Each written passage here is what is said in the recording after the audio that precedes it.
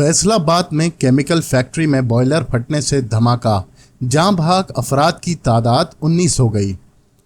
तफसीलात के मुताबिक फैसलाबाद के इलाके मलिकपुर में केमिकल फैक्ट्री के अंदर बॉयलर फटने से धमाके के नतीजे में 19 अफराद जाँ बहक जबकि 7 अफराद ज़ख्मी हो गए।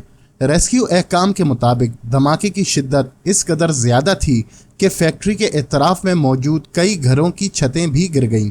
धमाके के बाइस एक घर की छत गिरने से मियाँ बीवी और इनके 2 बच्चे मलबे तले दबकर जाँ बहक हो गए, जबकि मजमूई तौर पर जाँ बहक होने वालों में 6 बच्चे, 2 खवातीन, 2 बुजुर्ग और फैक्ट्री मुलाजिमीन शामिल हैं। इलाका मकीनों ने अपनी मदद आप के तहत मलबे से लाशों को निकाला। रेस्क्यू टीमों ने जाए हादसा पर इमदादी कार्रवाइयाँ जारी रखते हुए ज़ख्मियों को हस्पताल मुंतकिल कर दिया है।